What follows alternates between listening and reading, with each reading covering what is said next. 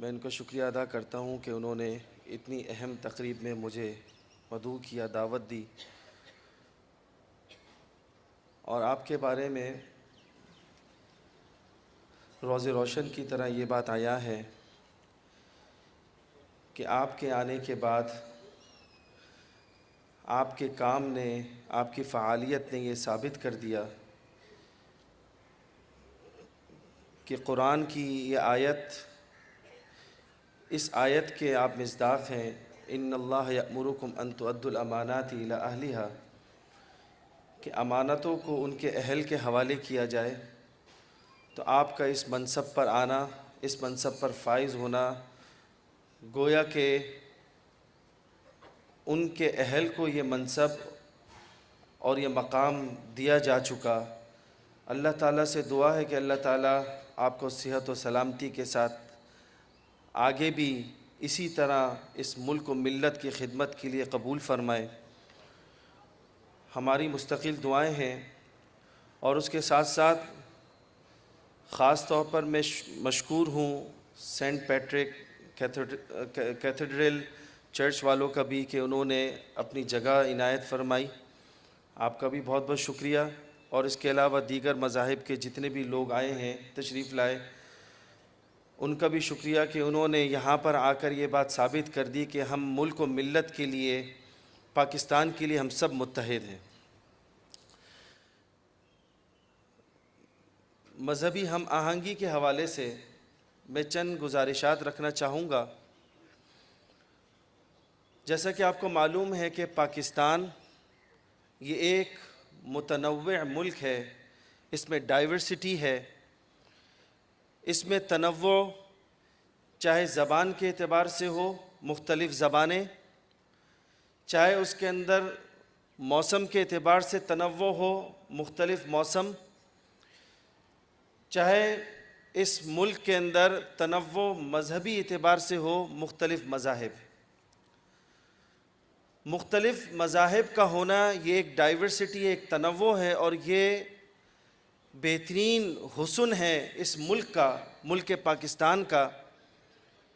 کہ اللہ تعالیٰ نے ایک ایسا ملک عطا فرمایا جس کے اندر تنوع ہی تنوع ہے، مختلف مذاہب کے لوگ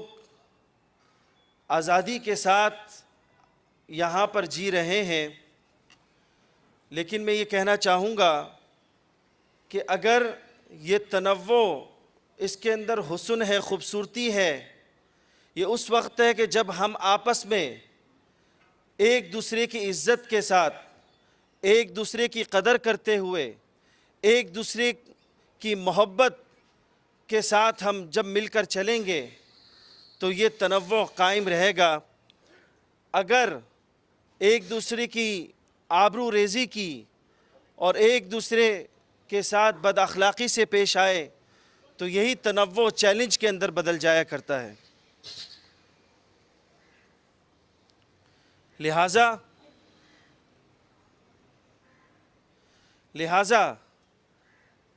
میں آج کی اس تقریب کی وساست سے میں چند گزارشات رکھوں گا۔ دیکھیں، قرآن اور حدیث کے اندر تو واضح طور پر، اسلام میں واضح طور پر ہمیں گائیڈ لائن دے دی گئی ہیں۔ قرآن کے اندر جو یہ آیت ہم بار بار تلاوت کرتے ہیں، تعالوا الی کلمۃ سواء بیننا وبینکم، اسی طریقے سے دوسری جگہ پر اللہ رب العزت نے فرمایا، قل آمنا باللہ وما انزل علینا وما انزل علی ابراہیم واسماعیل واسحاق ویعقوب والاسباط وما اوتی موسیٰ وعیسیٰ وما اوتی النبیون من ربہم لا نفرق بین احد منہم۔ اس آیت کے اندر بھی اللہ رب العزت نے واضح طور پر یہ ارشاد فرمایا کہ یہ دین، یہ سب کا مشترکہ دین ہے۔ جتنے بھی انبیاء علیہم السلام آئے،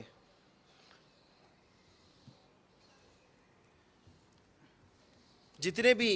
انبیاء علیہم السلام تشریف لائے، ان سب انبیاء علیہم السلام کا مشترکہ چیز وہ یہ دین ہے۔ اسماعیل علیہ السلام ہو، ابراہیم علیہ السلام، عیسیٰ علیہ السلام، موسیٰ علیہ السلام، قرآن کے اندر واضح طور پر آیا کہ مشترکہ چیز جو ہے یہ دین ہے۔ اس کو اسی طرح دوسری آیت میں شرع لکم من الدین ما وصا،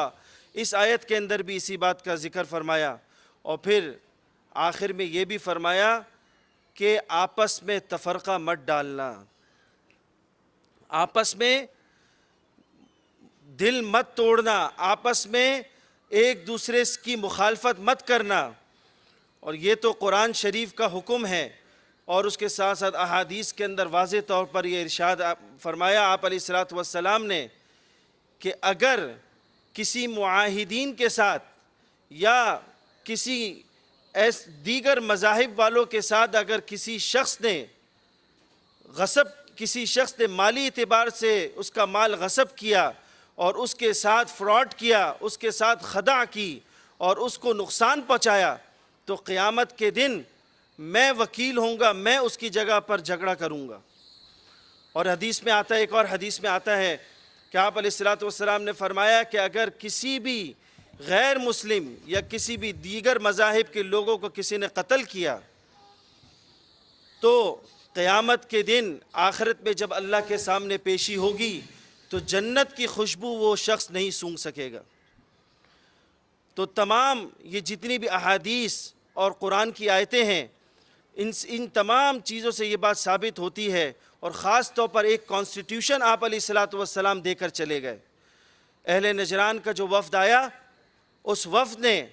آپ علیہ الصلوۃ والسلام کے ساتھ ان سے کچھ سوالات کیے، حضور نے کچھ جوابات دیے،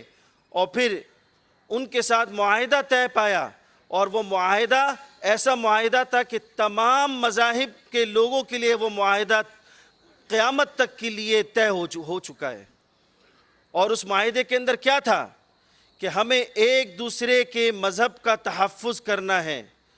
اگر کوئی اسلامی ریاست ہے تو اسلامی ریاست کی ذمہ داری ہے کہ وہ اس مذہب کا بھی تحفظ کرے، اس کی عبادت گاہوں کا بھی اس کو تحفظ دے، اور اس کے ساتھ ساتھ ان کے جو لیڈرز ہیں، ان کے جو پاپس ہیں، ان کے جو بشپس ہیں، ان کو بھی تحفظ فراہم کیا جائے۔ جیسا کہ اہل نجران کے اندر اسقف ابو الحارث جو تشریف لائے، حضور علیہ الصلوۃ والسلام نے فرمایا، عیسائی تھے، فرمایا کہ ان کو بھی تحفظ فراہم کیا جائے گا۔ تو لہٰذا میری گزارش یہ ہے کہ سارے کانسٹیٹیوشنز بنے ہوئے ہیں، ساری آپ اسلام کے اندر، دین کے اندر ساری باتیں لکھی ہوئی ہیں، لیکن ہمیں اس پر عمل کرنا ہوگا۔ اور آج اس پروگرام کے توسط سے میں اپنے منسٹر صاحب سے یہ گزارش کروں گا کہ جس طرح یہ پروگرام یہاں پر رکھا گیا، اسی طریقے سے ایسے پروگرام مختلف مقامات پر، مختلف جامعات میں، ہمارے جامعات میں بھی ایسے پروگرام ہونے چاہیے۔ نمبر 2، اسی طریقے سے آپس میں exchange program, educational exchange program ہونے چاہیے۔ چونکہ میں ابھی ماضی کے اندر میں بشپ صاحب کے ہاں یہاں پر چرچ میں گیا تھا، وہاں آپ سے ملاقات بھی ہوئی، تو وہاں پر بھی میں نے یہ بات کی کہ ہمارے اسٹوڈنٹس یہاں چرچ میں آئے، اور چرچ میں وہاں پر جو مدرسے ہیں وہاں کے طلبہ ہمارے جامعات کے اندر آئیں، آپس میں ایکسچینج پروگرام ہونے چاہیے، اور اسی طریقے سے کلچرل ایکٹیویٹیز ہونی چاہیے۔ اور یہی ہمارا حسن ہے، یہی ہماری خوبصورتی ہے۔ ہم اسی طرح مل جل کر اس پاکستان کے لیے کام کریں گے، پاکستان کو بنانے میں اپنا وقت صرف کریں گے، نہ کہ پاکستان کو بگاڑنے میں۔ اللہ رب العزت سے دعا ہے کہ اللہ تعالی ہمیں کامیابی عطا فرمائے اور اس پاکستان کو مستحکم فرمائے۔ وآخر دعوانا الحمدللہ رب العالمین۔